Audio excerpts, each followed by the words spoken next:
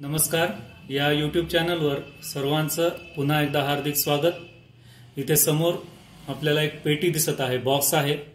यावर जिओ बॉक्स असं लिहिलेलं आहे. हे जिओ फॉर जिओमेट्री आहे. भूमितीची पेटी आहे ही. याला आपण कंपास पेटी किंवा कंपास बॉक्स असं सुद्धा म्हणतो. आपल्या मुलांच्या दप्तरात जी कंपास पेटी असते तिचं हे मोठं स्वरूप आहे. आता ही पेटी आपण उघडूयात आणि या पेटीतलं साहित्य पाहू. या पेटीतल्या प्रत्येक साहित्याची आपण ओळख करून घेणार आहोत. खुलजा सिम सिम ही पेटी उघडलेली आहे. याच्यामध्ये हे जे काही साहित्य आहे ते प्रत्येक साहित्य छोट्या स्वरूपात कंपास पेटीमध्ये असतं, आपल्या कंपास बॉक्समध्ये. तर या प्रत्येक साहित्याची आपण एक एक करून ओळख करून घेणार आहोत. त्याचं नाव काय आहे, त्याचा उपयोग कशासाठी केला जातो, ही ओळख इयत्ता 5वीच्या गणितामध्ये मुलांना करून दिलेली आहे. आणि या साहित्याचा वापर जास्तीत जास्त हा 8वी, 9वी, 10वी या वर्गांमध्ये भौमितिक रचनांसाठी केला जातो. पण काही विद्यार्थ्यांना 8वीचे असतील, 9वीचे असतील, त्यांना या साहित्याची नीटशी ओळखही नसते. तर ती आज आपण करून घेणार आहोत. चला आता एकेका साहित्याची ओळख करून घेऊ. ही आहे पट्टी. याला रुलर किंवा स्केल असंही म्हणतात. ही आपल्या नेहमीच्या वापरातली आहे आणि ही कंपास बॉक्समधली आहे, मोठ्या, जो की शाळेमध्ये फळ्यावर वापरला जातो. हे आहे कर्कटक. याला डिवायडर असं म्हणतात. हे आपल्या मुलांच्या, विद्यार्थ्यांच्या कंपास पेटीतलं आहे. आणि हे शिक्षकांसाठी जी कंपास पेटी असते त्याच्यातलं आहे. कंपास, वर्तुळ कंपास असंही म्हणतात याला. त्यानंतर हे कोनमापक, प्रोट्रॅक्टर. आणि हे 2 त्रिकोणी गुणे किंवा सेट स्क्वेअर्स असं त्याला म्हणतात. आता या एक एक साहित्याची आपण ओळख करून घेणार आहोत. पुन्हा एकदा त्याचं नाव आणि ते साहित्य कशासाठी वापरलं जातं, नेमकी कोणती कृती किंवा रचना करण्यासाठी त्या साहित्याचा वापर होतो, त्याचा एक एक करून अभ्यास करू. ही आहे रुलर, स्केल, मराठीत आपण याला पट्टी म्हणतो. या पट्टीवर काही खुणा केलेल्या असतात सारख्या. हे पहा, समान अंतराच्या इथे छोट्या छोट्या खुणा आहेत. समान अंतराच्या खुणा आहेत. इथे शून्यापासून सुरुवात आहे.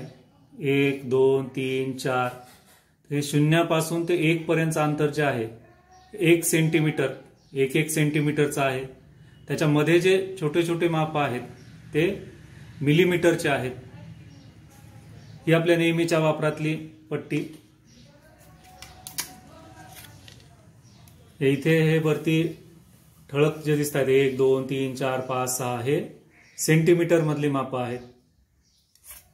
आणि या बाजूनी जे आहेत ते इंचामध्ये माप आहेत.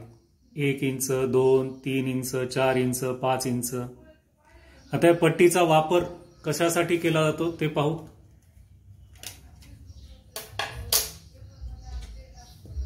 दोन बिंदू जोडायचे असतील, 2 बिंदू जोडून रेषाखंड काढायचा असेल तर पट्टीचा वापर केला जातो.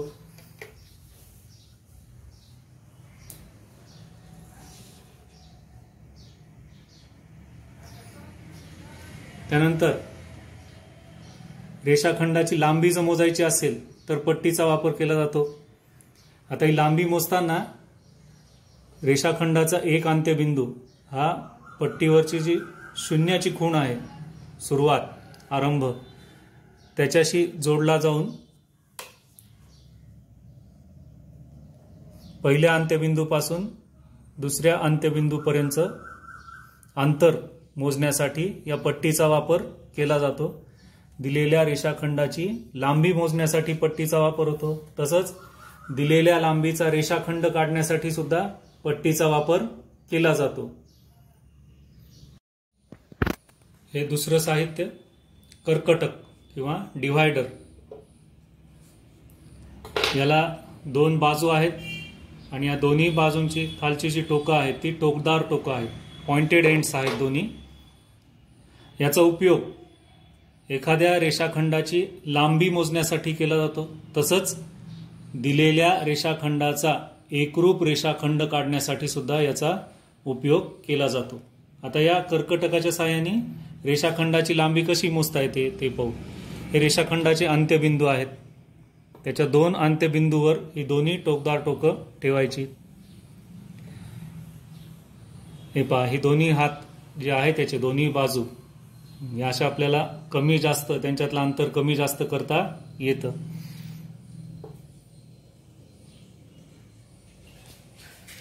आता ही दोन्ही टोकं त्या अंत्यबिंदूंवर ठेवली. त्यानंतर पट्टीच्या साहाय्याने हे अंतर मोजायचं. शून्यावर पहिलं टोक ठेवून दुसरं. इथे आलं आहे 5.1 म्हणजे या रेषाखंडाची लांबी आहे 5.1. या मोठ्याच्या साहाय्याने सुद्धा आपण तसंच मोजू शकतो. हे दोन टोकदार टोकं आहेत. हे या रेषाखंडाच्या दोन अंत्यबिंदूंवर ठेवले. आता या पट्टीच्या साहाय्याने मोजणार आपण ते. पहिलं टोक शून्यावर सुरुवात करायची आपल्याला. संदर्भ शून्याचा घ्यायचा आहे. आता हे 5 सेंटीमीटर आहे, पण ही लहान पट्टी आहे. तिच्या ठराविक प्रमाणात ही मोठी पट्टी वाढवलेली आहे, फळ्यावर आकृती मोठी दिसावी म्हणून. शेवटपर्यंतच्या मुलाला आकृत्या फळ्यावरच्या दिसाव्यात सहजपणे, त्यासाठी त्या प्रमाणात हे अंतर वाढवलेले आहेत. अशा रीतीने हे कर्कटक आणि त्याचा उपयोग काय उपयोग आहे त्याचे, दिलेल्या रेषाखंडाची लांबी मोजणे किंवा दोन बिंदूंमधील अंतर मोजणे आणि दिलेल्या रेषाखंडाचा एकरूप रेषाखंड काढणे पट्टीने अंतर न मोजता. आता एकरूप रेषाखंड कसा काढता येईल. इथे या रेषाखंडाच्या दोन अंत्यबिंदूंवर याची दोन टोकदार टोकं ठेवली. त्यानंतर आपली वही किंवा उत्तरपत्रिकेचा कागद असेल, हे एवढेच अंतर घेऊन हे दोन्ही टोकं त्या वहीवर असे टेकवायचे. दोन्ही टोकं टेकले की इथे वहीवर किंवा कागदावर आपल्याला दोन बिंदू मिळतील आणि नंतर ते पट्टीच्या साहाय्याने जोडायचे. म्हणजे याचा एकरूप रेषाखंड आपल्याला मिळतो. पुढचं साहित्य आहे वर्तुळ कंपास. या वर्तुळ कंपासला सुद्धा कर्कटक म्हणजे डिव्हायडर प्रमाणेच दोन बाजू आहेत, मात्र याची फक्त एकच बाजू टोकदार आहे. एकच एंड हा पॉइंटेड आहे. दुसऱ्या टोकाला इथे पेन अडकवलेला दिसतो, मार्कर पेन. आपल्या छोट्या कंपासमध्ये जे साहित्य असतं वर्तुळ कंपास, हे त्याचं एक टोकदार टोक आणि हे जे दुसरं टोक आहे हे टोकदार नाही. तर इथे पेन्सिल अडकवण्यासाठी जागा आहे. यामध्ये आपण पेन्सिल अडकवू शकतो. या दोन बाजूंमधलं अंतर कमी जास्त सुद्धा करता येतं. याचा उपयोग जो आहे तो एखाद्या केंद्रबिंदूतून वर्तुळ काढण्यासाठी होतो किंवा एखाद्या बिंदूवरून कंस काढण्यासाठी होतो. वर्तुळ कंस, कंस म्हणजे एक वर्तुळाचा छोटा भाग. इथे हे ओ केंद्रबिंदू आहे. ओ हा बिंदू आहे. या केंद्रबिंदूतून ठराविक त्रिज्येचं ठराविक अंतर घेऊन, या दोन टोकांमध्ये ठराविक अंतर घेऊन तेवढ्या अंतराचं किंवा तेवढ्या त्रिज्येचं वर्तुळ आपण काढू शकतो.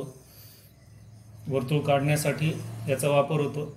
तसंच आता या क्यूब बिंदूतून ठराविक सेंटीमीटरचं पट्टीच्या साहाय्याने अंतर घेऊन आपण कंस टाकू शकतो, एखादा कंस काढू शकतो.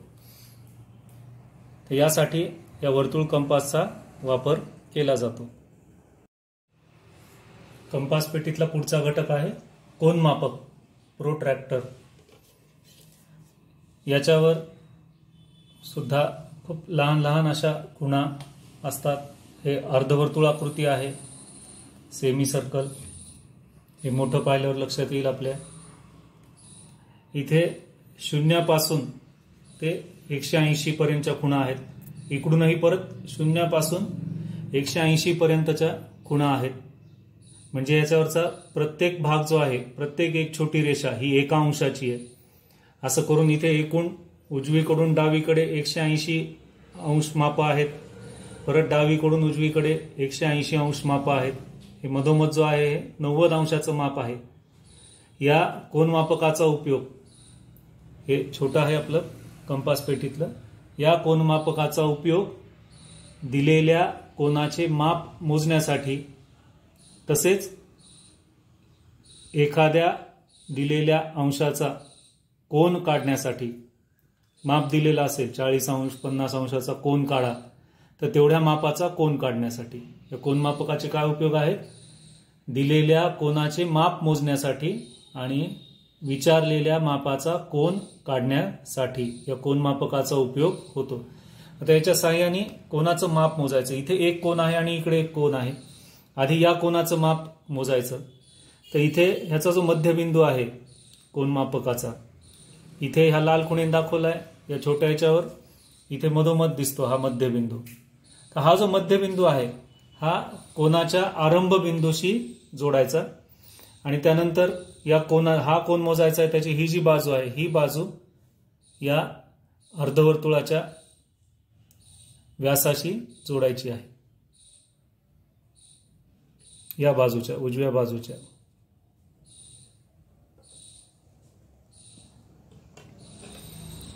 आता इथे जर नीट पाहिलं तर इथे 0 पण आहे आणि 180 अंश पण आहे. मी जर आता इथे 180 अंशापासून मोजत गेलो तर मला इथे ही जी बाजू आहे कोनाची ही 50 वर आलेली दिसते. पण सुरुवात जर मी या बाजूनी करणार असेल तर इथे सुरुवात आहे 0. मग या 0पासून मला हा कोन मोजावा लागेल. मग या 0पासूनच्या खुणा मोजायच्या आहेत. इथे येते 130. म्हणून या कोनाचं माप आहे 130 अंश. आता या कोनाचं माप मोजण्यासाठी परत हा जो मध्यबिंदू आहे कोनमापकाचा हा इथे या कोनाच्या शिरोबिंदूशी जोडला आणि आता हा या 0चा किंवा या बाजूचा आता आपल्याला उपयोग नाही, कारण या कोनाचं माप मोजायचंय. मग त्याची ही जी बाजू आहे, आता या 0ची ही जी रेषा आहे ही या कोनाच्या या बाजूवर आपण जोडली. आता पुन्हा इकडच्या 180 पासून सुरुवात करायची का? नाही. आता इथल्या 0पासून सुरुवात करायची. 0पासून तर ही बाजू जिथे जोडली जाते हे 50 आहे आणि त्याच्या अलीकडे एक घर म्हणजे 49 अंश. म्हणजे या कोनाचं माप झालं 49 अंश. इथे 0 इकडे आहे त्याच्यामुळे गोंधळ होऊ शकतो. पण ज्या बाजूशी आपण जोडलेली आहे याची व्यासाची रेषा त्या बाजूच्या 0पासून आपल्याला अंतर मोजायचं आहे, कोनाचं माप मोजायचं आहे. हे झालं कोन मापक. पुढचा घटक आहे त्रिकोणी गुणे. आपल्या कंपास पेटीमध्ये या अशा प्रकारचे 2 काटकोन त्रिकोणाच्या आकाराचे गुणे असतात. यांचं वैशिष्ट्य म्हणजे यातला एक जो गुणे आहे काटकोनी गुण्या याच्या या 2 बाजू समान लांबीच्या आहेत, म्हणजे हा समद्विभुज असा गुण्या आहे. जर याचा एक कोन काटकोन असेल तर हे उरलेले दोन्ही कोन समान मापाचे म्हणजे 45 अंश 45 अंशाचे असणार. मग या त्रिकोणी गुण्याला ज्याच्या 2 बाजू समान लांबीच्या आहेत याला आपण 45 अंश 45 अंश 90 अंशाचा गुण्या असं म्हणतो. हा एक गुण्या झाला त्रिकोणी गुण्या. त्यानंतर दुसरा, आता इथे याच्या 3ही बाजू वेगवेगळ्या लांबीच्या आहेत. विषमभुज त्रिकोण आहे हा सुद्धा काटकोनीच गुण्या आहे. पण याचंही एक वैशिष्ट्य आहे की याचा एक कोन 30 अंशाचा आहे आणि एक कोन 60 अंशाचा आहे. 30 अंशाचा कोन आणि 60 अंशाचा कोन आणि हा काटकोन 90 अंशाचा. त्यामुळे या गुण्याला 30 अंश 60 अंश 90 अंश म्हणजे त्रिसाठी गुण्या असं म्हणतात. एक आहे 45 45 अंश आणि 90 अंशाचा त्रिकोणी गुण्या आणि दुसरा आहे 30 अंश 60 अंश 90 अंशाचा गुण्या. आता यांचा वापर आपल्याला पाहायचा आहे कशासाठी केला जातो. साहजिकच इथे काटकोन असल्यामुळे हा एक कोन काटकोन असल्यामुळे हा काटकोन त्रिकोणातला एक कोन काटकोन म्हणून एखाद्या रेषेला किंवा रेषाखंडाला लंब काढण्यासाठी याचा वापर केला जातो. याची ही बाजू किंवा ही बाजू या रेषेशी जोडली जाते. याच्यावर जर पाहिलं तर आपण या सेंटीमीटरच्या खुणा आहेत. इथे याची एक बाजू दिलेल्या रेषाखंडाशी जोडून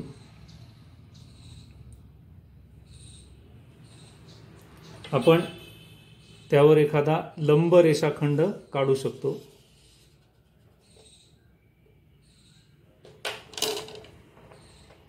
लंब रेषाखंड काढण्यासाठी याचा वापर होतो। तसंच याचा आणखीन एक उपयोग आहे, तो म्हणजे दिलेल्या रेषेला किंवा रेषाखंडाला समांतर रेषा काढणे।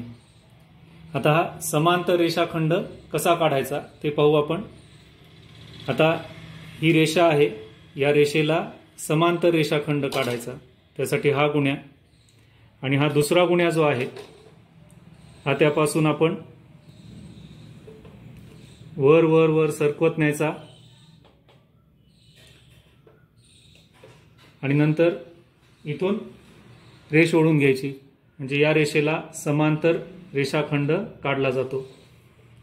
या दोन्ही गुण्यांचा वापर करून आपण दिलेल्या रेषेला समांतर रेषा काढू शकतो।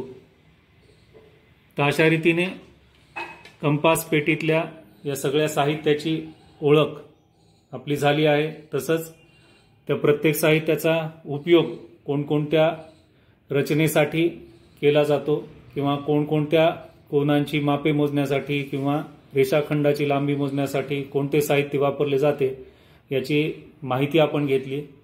ही माहिती नीट अभ्यासून तिचा वापर आपल्याला पुढील इयत्तांमध्ये म्हणजे 7वी, 8वी, 9वी, 10वी या इयत्तांमध्ये भौमितिक रचना करण्यासाठी खूप फायदेशीर ठरणार आहे।